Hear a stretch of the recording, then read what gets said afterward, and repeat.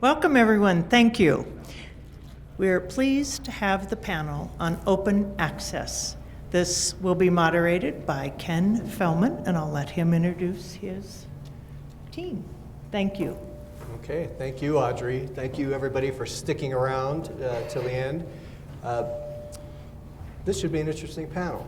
I'm actually going to start it off by letting each of the panelists take about 2 to 3 minutes, tell you who they are, who they work for, and then I've asked them really 2 questions. What do you mean when you say the words open access? And in kind of a 30,000 foot level, what do you think of it? And then after that, we've got a bunch of questions. I have a bunch of questions, and then we'll try to save some time at the end for you to have a bunch of questions. So hopefully we'll have a robust discussion. I know we have a lot of different views up here, which should make for a good discussion. So Kevin, why don't we start on this side and we'll work this way. Sure. Kevin Padrick with Symmetrical Networks, the chairman of Symmetrical Networks. Basically, I see it as 2 different definitions of open access. There's a traditional definition of open access, which is what most people mean, which is typically a multiple internet service providers writing on a given network.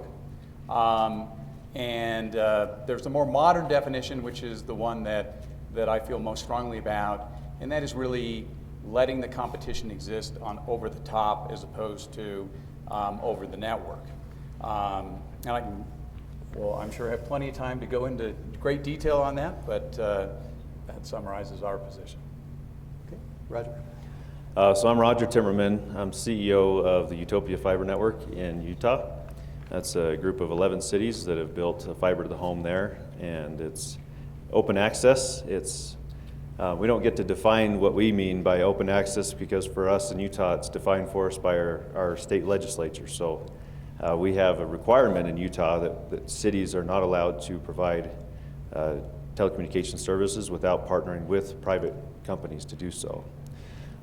In that, the way we have it is I know you can't see this, but you're welcome. I have some of these if you want to see this. We have an open access environment or an ecosystem that we've developed there where we have 9 different providers who are all ISPs, but they also have different mixes of phone services. We have 3 multicast video systems that run simultaneously on our network. One of those is actually a bundle offer that's offered to the other ones to bundle with their services, and that's Yondu. They're actually represented here, back there. So that's what we feel is open access, is allowing all these different companies to come in and compete. Our opinion of this is that it's difficult. We like it, but it isn't simple. It has had hardship over time. We've had providers go bankrupt. We've had, there's a lot of finger pointing and things. It does add complexity, but the end result is a very competitive environment. Quick use case I want to share is one of these providers, not to throw them under the bus, I'll just say one of them is the provider of services at my own home. I don't live where there's the Utopia network. I live in a community where they built a fiber network, and this one company has control of that. Where they make lots more money and the network was subsidized by the developer, I still pay lots more money for my service than I would if I were in a Utopia connected city, because they have to lower their price to be competitive with all these other companies that offer services. So it adds a lot of benefit in the competitive environment. It gives you political cover in the sense that you're not being anti-competitive. So you can use public funds and public funding mechanisms not to promote one company over another. It's open to anyone.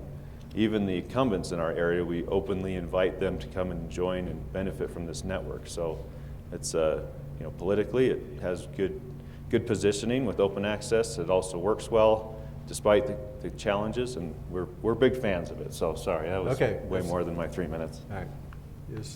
I'm not going to be a strict constructionist here. Nick. Thanks. My name is Nick Han. I'm a Senior Managing Director with the Macquarie Group and Chairman of Kentucky Wired, which many of you may have heard is one of the first large-scale public-private partnerships in the broadband space in the United States. Macquarie is one of the world's largest private sector investors in public infrastructure. primarily through the public-private partnership model. We own electric utilities, gas utilities, water utilities, roads, airports, ports here in the United States and right around the world. We have about $100 billion invested in public infrastructure. To me, open access is a very nuanced, complex concept. It's two simple words, but there's a lot of detail behind it, and I'm sure we'll talk more about some of that detail in this panel. But at its most simplistic, infrastructure is a monopoly asset. And so at its most basic, to me, open access means separation of ownership and control of the infrastructure and the services provided over that infrastructure, so that the owner of the infrastructure cannot use that monopoly position as a barrier to entry for competition. That's the most simplistic definition I can come up with. Okay.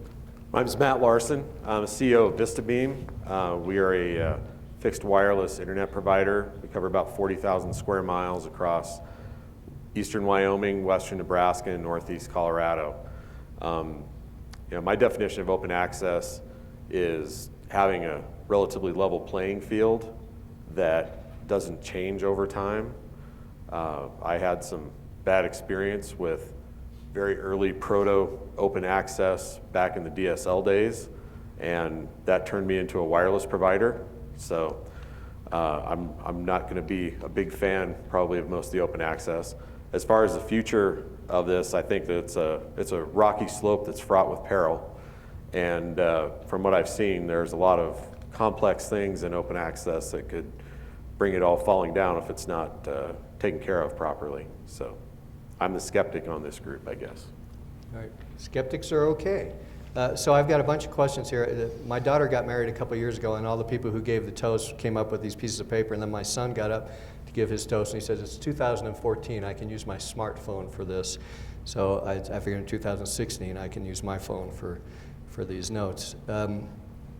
So let me start here. If we're talking about open access as applied to networks with structural separation between the infrastructure and the services, do the networks increase competition at the retail level, but result in kind of a virtual monopoly at the wholesale level?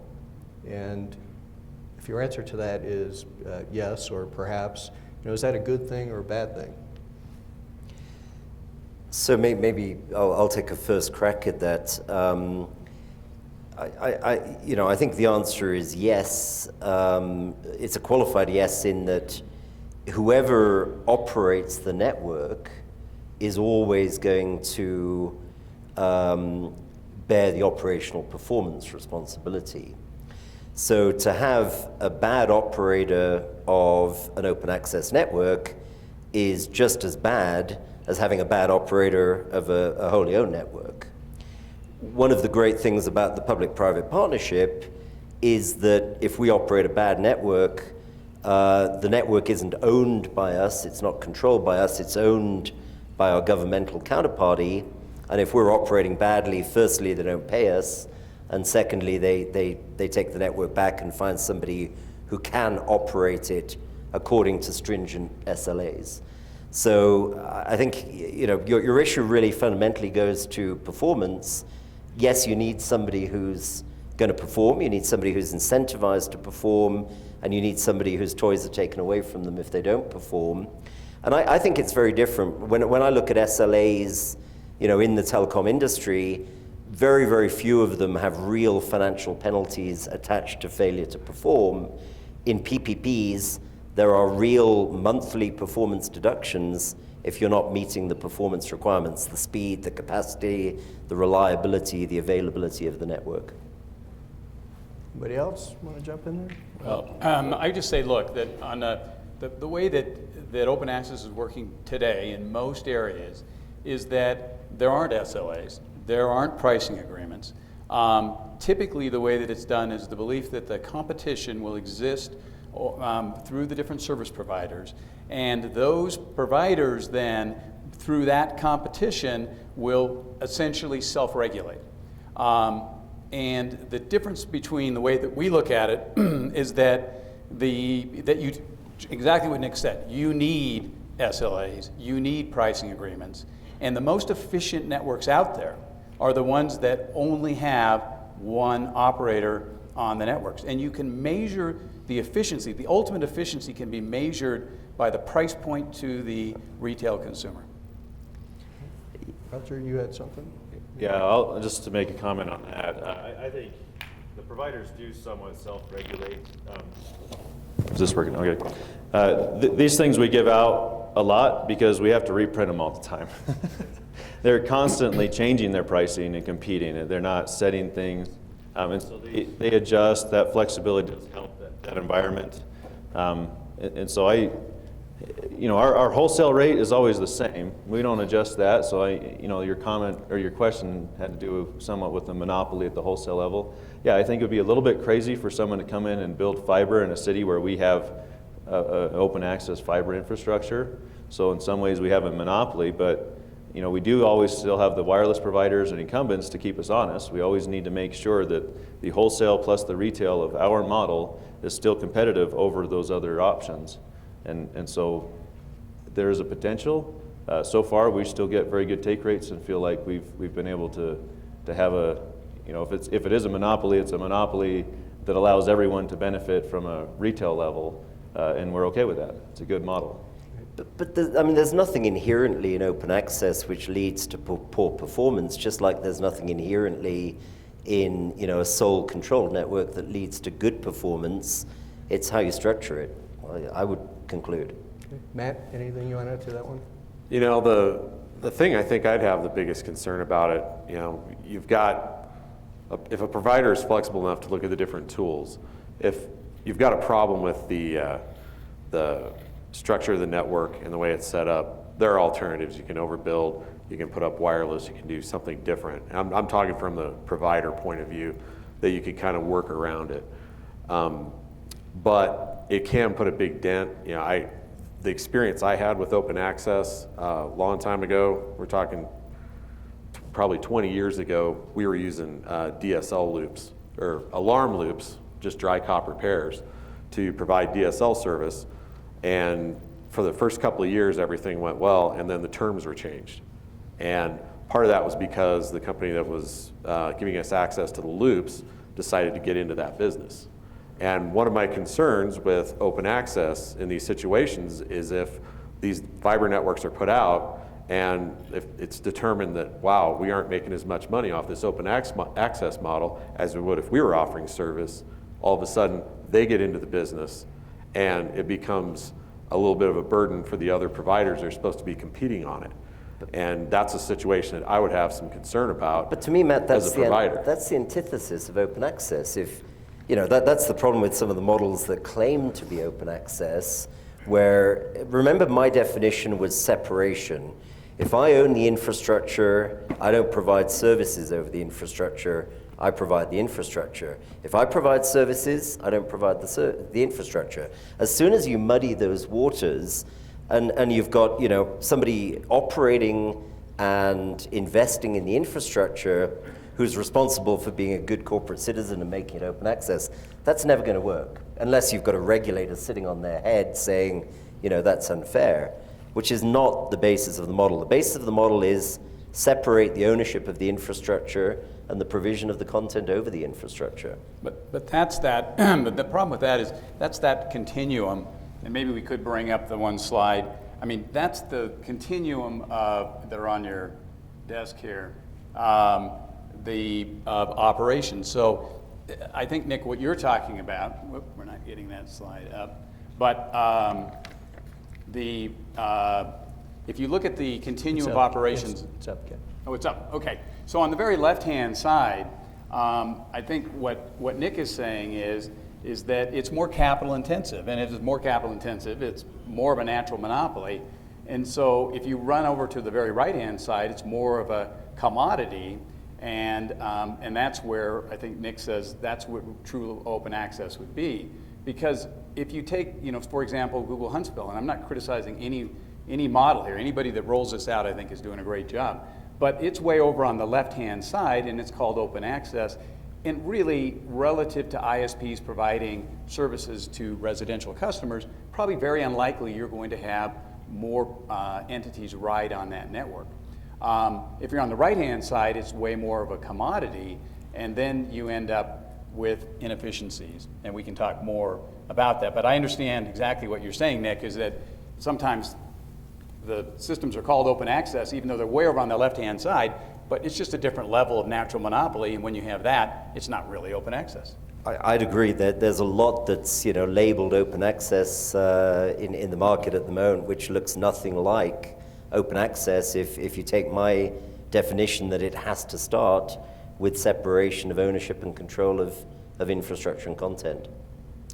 Okay, so I hope most of you got to see Phil Weiser when he was here yesterday, and he couldn't stay around through this afternoon, but here's his question for the panel. How would you, or maybe for Roger it would be, how do you set the pricing on an open access network? Well, we don't set retail pricing at all. So we set wholesale pricing. We set it at a time when we had to cover our costs. We set it to what our costs had to be. And we hoped that that would support a competitive model. We did it. Our price went up. And so our prices are actually higher today than they have been historically. We've continued to grow and add customers. Now we're actually in a net profitable position based on the last 8 years of debt that we've taken down. We've been covering that. So we may adjust our prices down. And our goal is not to make money off of these rates. It's to cover our costs, support the network, and support growth, knowing that competitive pressures might also force us to lower those prices. So we kind of manage that wholesale piece of it and let the service providers do what they want to do from the retail perspective. They have to concern themselves not only with each other, but we have Google Fiber in our area, and they want to look like they're competitive with them, even though they're on different sides of borders of cities, but they're in our neighborhood, and so we face that. And we also face the fastest wireless ISP in the country is in our area, Vivint Wireless, which I had some involvement with that. And so it's there's a lot of pressures on that. Okay. Other comments on setting pricing? I think, again, this goes back to how is pricing set. If it's set, the view is that open access, the pricing is set competitively. But the ultimate, the way that I look at it, is the ultimate way that you can judge it is by the price to the retail customer. And if you look at the open access networks, there aren't a lot of them out there, but if you compare those to Longmont or Sandy or Chattanooga or others, the prices are higher. And the prices are higher because they reflect the friction that is inherent in not getting the economies of scale that you get through a single provider. So, and to me, pricing, that's the other slide we have here, pricing is absolutely critical. It determines not only the success of the network, it actually determines whether you bridge the digital divide. It determines how much essentially, when you lower that retail price, you lower the incumbents' retail prices commensurately, and that returns dollars to every single citizen in the community. They don't have to ride on your network. They don't have to be a subscriber to your network. They simply can be a subscriber to the incumbents, because the incumbents will lower their prices when you lower your price. And you can actually pay for a network in 5 years if you can have approximately a $20 to $25 decrease in prices that are charged to those subscribers. That's how important pricing is. And we know from the models that are out there, those that are not open access in the traditional sense are the most efficient. Okay, I have a sneaking suspicion that Nick has a different opinion. So firstly, I'm 100% with Roger. I think that the infrastructure, the cost of the infrastructure should be recovered by a rate of return reflecting the risk of investing in core infrastructure. And if you keep that separate from the risks of being a customer service provider in a dynamic market that's constantly changing, you dramatically lower your cost of capital, and you can afford to build a lot more infrastructure and actually connect, this country, connect the parts of this country that aren't getting connected. So I think pricing is absolutely essential from that point of view, and you need to separate the cost and the return on the infrastructure from the return that people expect to make on content. I think Ken's confusing cause and effect. He's saying that you get scale by having a single provider. Economies of scale are incredibly important in broadband networks. But the reason you're not getting economies of scale from open access at the moment in this country is that there aren't any done on a large-scale utility model. As soon as you get them done on a large-scale utility model, you're going to dramatically reduce the cost of the infrastructure. You're going to get the infrastructure built much more broadly. You're going to dramatically increase the level of over-the-top or service provision competition, and you're going to see prices falling dramatically. As I think Kevin indicated, we are seeing prices falling dramatically where you get more infrastructure. They'll fall even more dramatically where you have competition over open access infrastructure. We've seen it in every infrastructure sector. Oil companies used to own their own pipelines, and what you were doing was mixing a low cost of capital asset, a pipeline, that was inefficiently used by one oil company, and combining it with a high cost of capital, oil and gas business. You've spun off the pipelines, they're now owned by separate entities with a low cost of capital. Multiple oil companies are using the same infrastructure, and you've seen the costs come down dramatically. That's the opportunity ahead in the broadband sector. I think when you're talking about trying to set price, this is not coming from somebody who has a lot of experience with a fiber network. But from my perspective, I think that you'd have to set a price that is going to make sure that you get your return on investment covered within about a 5-year period. Because outside of that 5-year period, there's going to be changes. The world is going to advance. You are going to see things, and I think there's going to be a point where there are competitive alternatives to fiber that are going to make fiber start to look obsolete in some ways. And some people in this room might think I'm crazy, because I know we've been hearing fiber is the end result over and over. But there are things like millimeter technology wireless that can be an easy replacement for fiber and provide comparable speeds. And if you've got a 30-year return planned in on a fiber network, and 5 years out, somebody comes in and can overbuild you with some kind of a wireless overlay or some kind of a different development, you have put 25 years worth of return on your investment at risk. So that's, I think, it's something that's very important to do, and it's important to kind of offset that with retail pricing. I think one of the things that happens, especially in the United States, is we are far too consumer driven in some ways, where we are so conscious about price and getting the lowest price out to consumers that we break our business models. And this is a situation where you need to have enough return to keep your network operational and functional and financially viable over a fairly short period of time, so you have something that's sustainable and has fewer dependencies on things like bonding and having to go through financial tomfoolery over a long period of time to try and keep it viable. Well, I may be a fool and I may be proved entirely wrong in 5 years' time, but as one of the world's largest infrastructure investors, I'm happy to take a return on fiber over 30 years. I'm doing that in Kentucky. Our cost of capital in Kentucky, both debt and equity over 30 years, is 5.3%. And that allows me to afford to build a lot of infrastructure that if I need to recover a 20% rate of return on investment over 5 years, just won't get built. Fiber is a long life asset. It's been around for a long time. It's going to be around. The uses of the fiber, I agree, may change. The electronics that light the fiber will definitely change, but we see fiber as a long life asset. Maybe we're wrong. But we invest in a lot of roads. A lot of people, sometimes people say, why are you investing roads over 30 years or 50 years? In 30 years' time, in 10 years' time, we're all going to be flying around with jetpacks. Well, we're still doing okay investing in roads. Thanks very much. So I want to follow up on that. We hear a lot about Kentucky. It sounds like a great project. I hope it's wildly successful and it can be replicated, but it's not operational yet. We have the example of Utopia, and I know that when we've talked offline before this session, Roger has some things he's going to share. Here's some things that have worked really well, and here's some problems that we have. So, I'd like to hear more of that, and from the other panelists, I'd like to hear: is there an example somewhere where there is an open access network that has been built and has been fully operational, and either is working or has been a complete failure, or anywhere in between? So I think we've got one real life example where there's some actual data. Right We're here. all of the above of what you mentioned. Right. Okay. So why don't we start with you? But then I'd like to hear from the other panelists.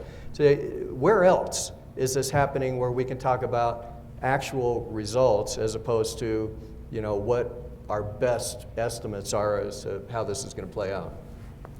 Okay, so a few things. We have been, for many communities, a reason to not do open access because of financial struggles of Utopia.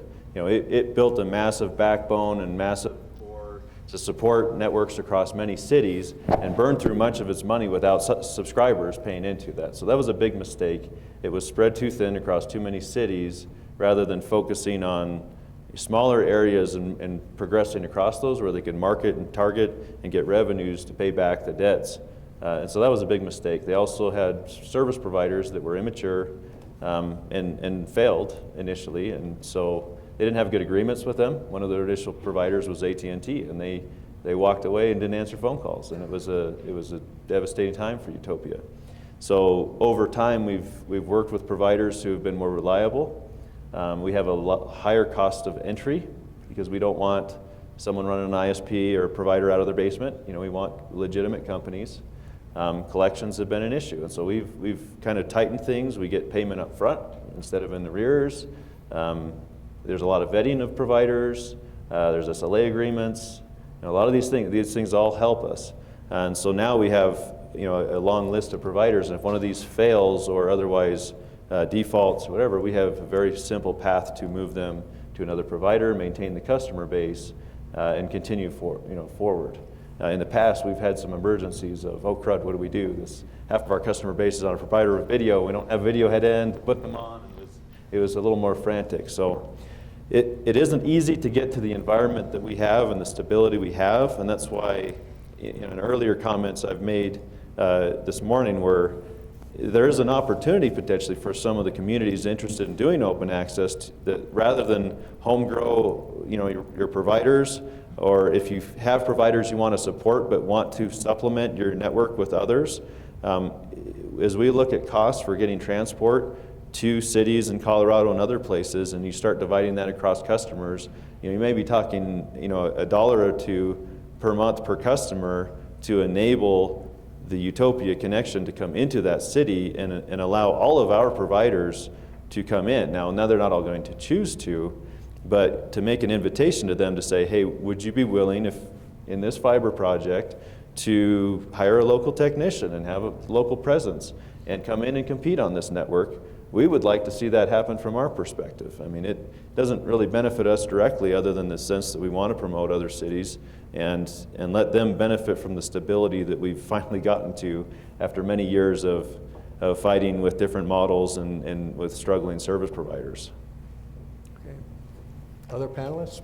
We have So, examples? Well, in terms of probably the oldest in the nation, you go back pre-fiber, right? Because they were connected through copper, and they were open access. So we have a couple in our area, and one of those is in Ashland, Oregon, and the other one's in Tacoma, Washington. And they kind of demonstrate the challenges to open access. Ty talked to one of the remaining ISPs in Ashland, and he said, we have to charge a little bit more because we've had to go out and acquire all the other ISPs over time as they've either failed or to get that critical mass that we needed, we had to do that. That's frictional cost. That cost doesn't go away. That cost goes on to the consumer. In Tacoma, they're basically down to 3 ISPs and 2 of the stronger ISPs, and they're passing 150,000 homes. They're down to 16,000 on their network. They were higher than that at one time, and as that take rate came down, they've had to raise their wholesale rate actually, and that has caused even a further decline in that take rate. And to go back to one of Nick's points, and where Nick and Matt were talking, if you think about that equipment, it's not the fiber that is the 5-year critical phase. It's the equipment on both ends, which is 5 to 7 years, some case 3 to 5 years, depending on where it exists in the system. That has to be put in by somebody. And when, in these open access networks, the historical ones, the ones that have been around the longest, that's the challenge, is who's paying for that, and then is it being shared with everybody? How does that work? So that's where you're seeing, that's why, to me, this is a utility. This is an essential service. You don't have 2 water providers in your municipality. You don't have, multiple people. We used to, and I remember those days when multiple people would show up on an accident scene, emergency service providers, all those things. We've recognized that's inefficient. We can't do that. We need to recognize that where we are today, if we had a clean sheet of paper, we would not be having this discussion. But it's because of the way that the historical accident where our incumbents are providing these services when they never intended, when cable started, to ever provide these services. So, I want to give everybody a chance to speak, and we'll come back to you. I think Kevin's got some severe logical problems in the way he's describing things. So, I'm sometimes accused of being a Canadian socialist, get back to your socialist economy over there. I'm a red-blooded capitalist. I believe in competition.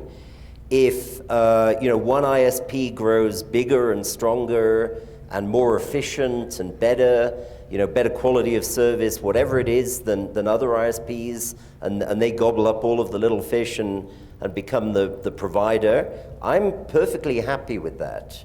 Perfectly happy. And if they get too greedy, or if their quality of service starts to decline, the market should allow new entrants to come in and keep them honest again.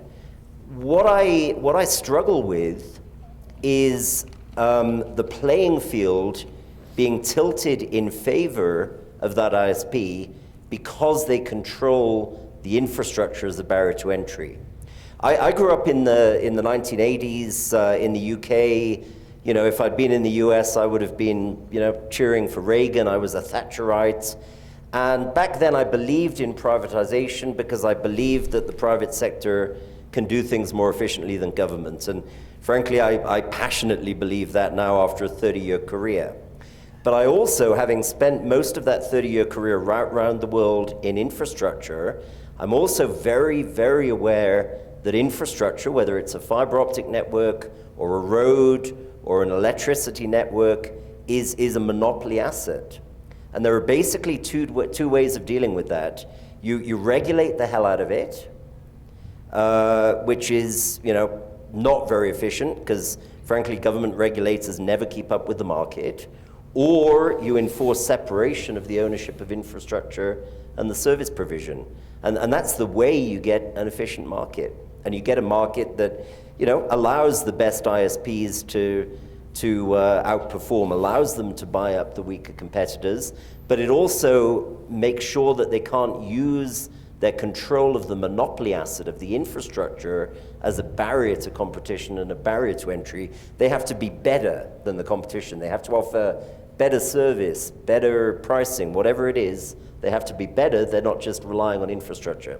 Because there are 2 reasons why this country is falling behind in broadband connectivity. One is that the incumbents are using their control of the existing infrastructure as a barrier to entry to new entrants.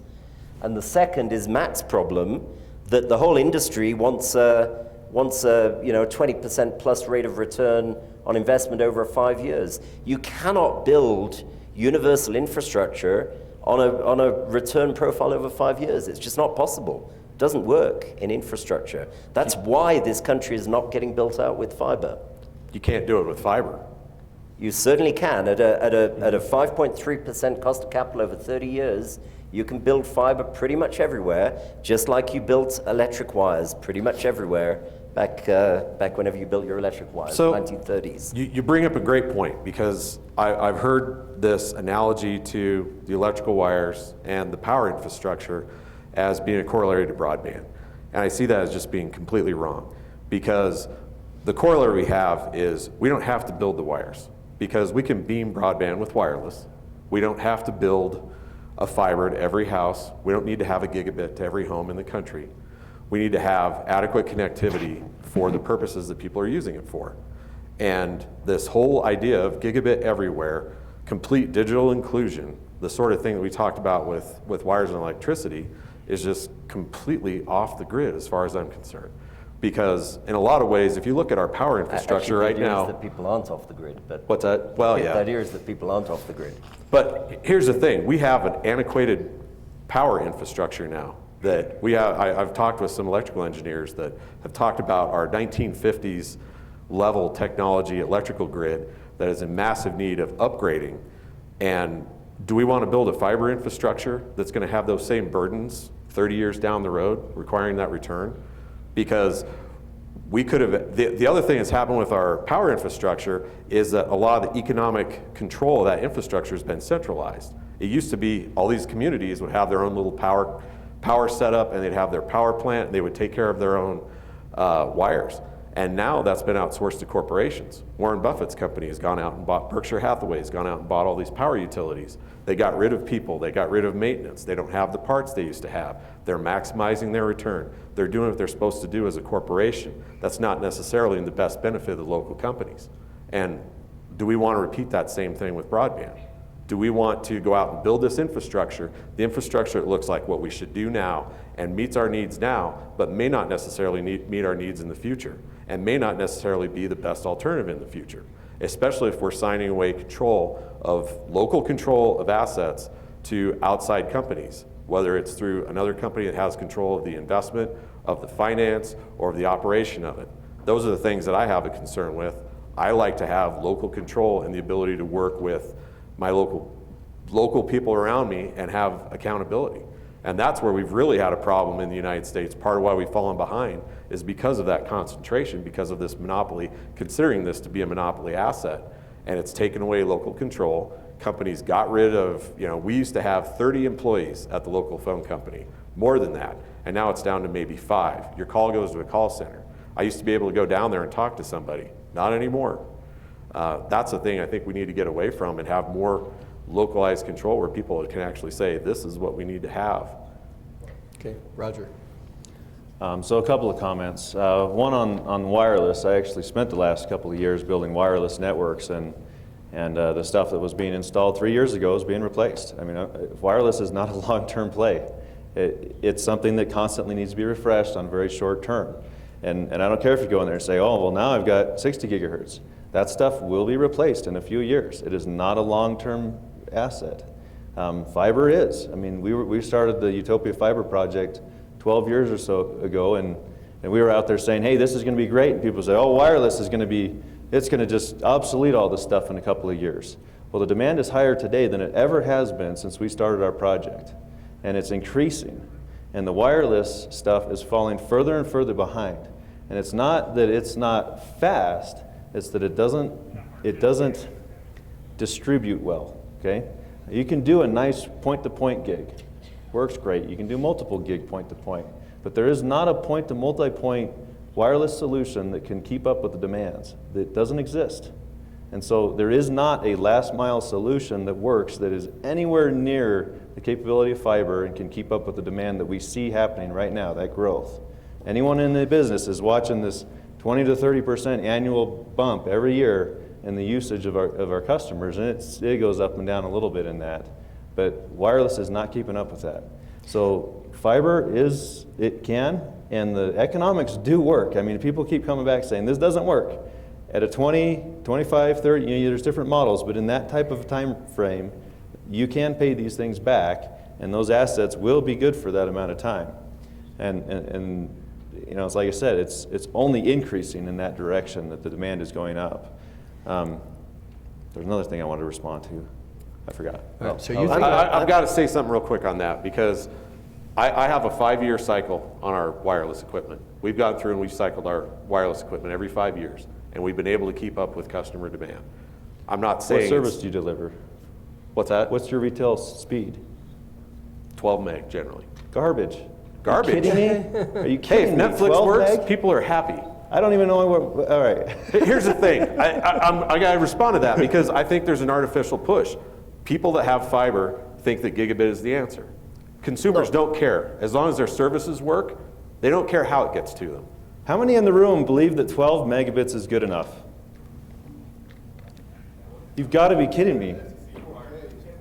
Well, okay, yeah, and I don't have fiber, but I've got a good deal more than 12, and I don't think I could live without it. So, and I Well, I'm also at the tail end of my last 5-year. We're starting our next round. Our next round is going to be offering 100. And here's the other part. How many times have you replaced the electronics on your fiber network? Aren't they on a 5 to 7 year recycle? You're going to continue to upgrade parts we're of your about- fiber network. we're They about don't, in they 8 don't just years. exist and never have to have maintenance. There's still work that needs to be I don't done. disagree, but the lion's share of the cost of these networks is the fiber, not the electronics. So I'm technologically agnostic. Some of you in the room would probably sound technologically incompetent. But if a public sector counterparty says to me, you know, you've got to deliver this level of service with this level of reliability, I'll talk to Roger, I'll talk to Matt, I'll talk to Fujitsu, I'll talk to anybody, and I'll figure out what technology delivers that, and that's what I'll use. It's the combination of cost trade-offs and the ability to get the reliability that I'm contracted to deliver. The way I see it, though, is simple economics. Some of you may disagree, but I see spectrum as a relatively limited commodity that is becoming extremely expensive in this country. You know, the big US carriers spent $42 billion buying spectrum last year, and even that's not keeping up. And therefore, I think that spectrum should be reserved for the higher value-add uses when we're actually roaming, and that by and large, when we're sitting at home and we don't need the high-value service, we should have the lower-cost service, which for many of us is going to be fiber, particularly if we can build that fiber at a 5.3% cost of capital over 30 years. By all means, you know, use your mobile services, use spectrum, use wireless services. But for most of us, those wireless services are going to be a hell of a lot more expensive than a fixed network at home. It's simple economics. You know, 2,000 wireless ISPs have paid zero for spectrum, using entirely unlicensed spectrum, using small cell and advanced deployment methodologies to continually increase the capacity of their networks and meet the needs of their customers. Also, I haven't seen any fiber that connects up to a tractor out in the field.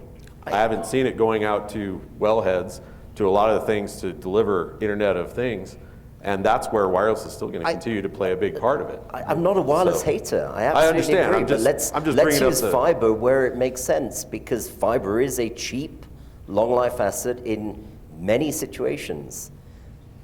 All right, so I want to tie something that I heard in this discussion back to something that Mike Lee mentioned in the session on open access this morning. We raised the issue of, is fiber infrastructure a utility? I would ask, is broadband infrastructure a utility? So wireless or fiber. How do you guys define a utility? And if it is a utility, what should the government role be? And let me add one thing to that based upon what I've heard in this discussion this afternoon. I've heard some analogies to the electric distribution system. But I've also heard folks say that for broadband, we ought to separate the infrastructure owner from the service provider. I don't know about the rest of you, but my electric company owns the infrastructure and provides the service. My water company owns the infrastructure and provides a service. My gas company, same thing. Is it a reasonable analogy to make to say we should look at this like the electric grid, but say we should have a separation of infrastructure and service provision. Regardless of how you're looking at it, it's going on already. You're a carrier, your incumbent's not necessarily using your middle mile. All right. We'll get a time for questions from the audience. Let's let these guys speak, and how am I doing it? We need to get, all right, so answer this question. We'll take a couple of questions from the audience, and then we'll have to wrap. I first, okay. So my thoughts on utility are that, there's definitely been a trend for seeing more of the services come in over the top. So there's this argument that, the ISP differentiation is going away, and therefore, we kind of move that model in that direction, and I disagree with that. We do see a trend there of over-the-top services, but we still see huge differentiation in the local providers, and that's actually becoming increasingly important in some ways. For example, Netflix is out there basically ISP shaming based on how well you're connected to them. And we have providers that peer well with Netflix and those that don't peer so well with them. We have different latency. We have some providers that do static IP addresses and others will not. We'd have IPv4 versus IPv6 issues. We have customer service issues. We have pricing. There's all these different things that service providers at the ISP level can differentiate themselves on. And so I don't see that as falling into any sort of utility piece. I believe that infrastructure still does. So infrastructure is utility, yes. Okay, I'm going Internet to cut you service, off because I no. want to give everybody a chance to Yep. briefly So- respond and then get a couple of Okay, questions. so in my view, it's an essential service. Whether it's treated as a utility depends upon the financial model. So I think really you have to look at it as an essential service. It is, as I said, if we had a clean sheet of paper today, we would not be having this discussion. It would be like your electric or your water or anything else. And yes, there are private providers that are hired by the electric utility or the city, that third parties that do that. But the most efficient way to handle it is to have one. You need to have all the SLA so that you get, if you have people that don't provide static IP addresses and those things, those are things that should be handled at the municipal level, and that's how you solve that problem. Yeah, but 110 volts is 110 volts. There's no differentiation in power. Okay. But, well, Yep, we could go on forever. So- Nick and then Matt, and then we'll open it up. So I think broadband today, in the modern economy, is an essential utility, and it's an essential utility in the same way that electricity, gas, and water is. No home, no average-sized business, no small or medium-sized business is ever going to have 2 electric cables coming into its premise. It's never going to have 2 fiber optic cables coming into its premise. So it's an essential utility. In the US, water, gas, electricity is extremely highly regulated. We're an investor in those regulated utilities. They're great investments because basically the regulator guarantees us a rate of return on the amount of capital we invest. Great as an investor. The problem is that because the regulator's giving us a guaranteed rate of return, because there's no competitive marketplace, the regulator basically reviews and approves and has public inquiries over every single investment we make to improve that network. We don't have the ability to react commercially. We don't have incentives to look at our network and figure out, whether replacing a piece of old plant makes sense. We have to go through this enormous regulatory process, which is probably the largest reason. Matt said, our electricity, our gas, our water is crumbling. It is, but part of it is because you have to go through this enormous regulatory process because they're guaranteeing, people like me a guaranteed rate of return. Okay, gotta cut you off. But just public-private partnerships offer you a different approach because under a public-private partnership, we fix the cost for the next 30 years, and then we constantly figure out the most efficient way to deliver that defined performance over 30 years. And if we make savings, we make more money. If we make mistakes, we lose money. It's a much better model. If they'd known about public-private partnerships back when they set up the regulatory environment for gas and water and electricity, we'd have a completely different model in those sectors. Other countries do it. Other countries have deregulated electricity markets. They have deregulated utility markets. It's just that the US by and large doesn't. And that's why your infrastructure is crumbling. And that's, but that's, Wait, wait, just wait, one wait. second. That's not true for municipal, I just want to say one second. That's not true for municipally operated water, for electric co-ops, for those things. It's There- absolutely true. It is not true. Okay, It's absolutely it is true. and it's not. Take that to the bank. Matt? When it comes to broadband, I think there's two things that we could do as a country that would go a long ways towards helping resolve this. Number one would be some kind of a consumer-driven incentive that consumer, if they choose to get a provider to get them broadband, that there would be a government voucher or some kind of a deal like that that basically rewards the provider for providing service to that customer. And the consumers would choose that. The best providers would be the ones that did the best job of recruiting and getting those customers and taking care of them. Number two, if we had infrastructure banks. This is something the state of North Dakota has done and been very successful with.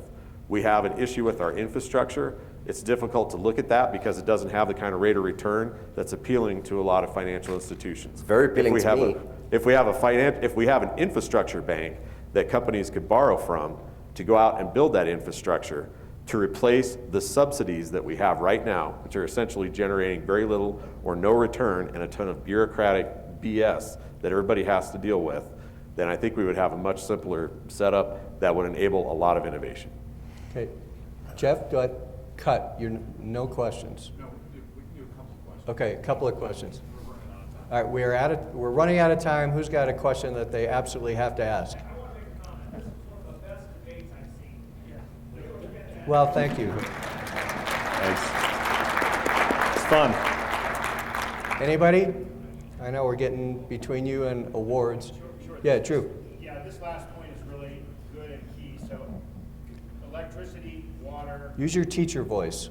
So in terms Loud. of electricity, gas, and water, why is it the case, according to Symmetrical Networks, that it's efficiently done by municipalities, and why, according to Nick, is it the case that it's not efficiently done? I mean, can we just... Yeah, exactly. And if you focus on municipalities, it's because the elected officials are ultimately responsible, and that's the way that the voters, the citizens, and you talk to most citizens about their water, and there are exceptions, obviously, but most citizens feel comfortable with their municipally operated water, their co-op electric, and it's because there's a board responsible, there's a group responsible. Nick's talking about private utilities that are regulated. That's a very different model than what we're talking about here. Municipal utilities are all regulated as well. They're regulated typically by the same Public Utilities Commission. Kevin's right that there's a confidence factor in a municipal utility, and there are a lot of fantastic municipal utilities out there. But the fundamental problem is that municipal utilities are always starved of cash for investment because this is a country that doesn't like increase in taxes, it doesn't like increases in rates, and so, I would say the vast majority of municipal utilities are struggling to keep up with the amount of investment that's required to keep improving their networks. Just to touch on water utilities, a lot of municipal water utilities effectively went bust or came very close to going bust during the financial crisis because they built out to new developments that didn't develop as quickly. Electric utilities, I don't know if you guys remember, but a decade ago there was a rolling blackout that basically blacked out the entire East Coast. Just by coincidence, it happened to stop at something called Michigan Central Transmission Corporation, which was owned by us. I think almost every expert would agree that there's chronic underinvestment in improving utility infrastructure. A lot of good municipal utilities out there, quite a lot of bad ones, but they're all starved of capital. That's the fundamental problem. And the reason that utilities are engaging with companies like ourselves who can tap the markets to provide long-term capital is because it gives them the access to the capital to improve their networks, to improve their pipes, Virtually every water utility in the country is in breach of EPA water quality, typically in wastewater, not the stuff you actually drink. But there's a chronic problem right around this country. Okay, last question, extra credit if you make it a yes or no question. It's not a question, it's a comment. Think about this. No, we don't have to tell anybody how to use water or electricity, at least hopefully we don't. Whether it's a utility or not, broadband is a technology. And the things that ride on broadband are technologies. And we don't have to actually teach people how to use it. That's it. All right, please help me thank again this panel. This is great. Jeff, next year we can do a half-day pre-conference session just on open access because we could have gone for 2 more hours.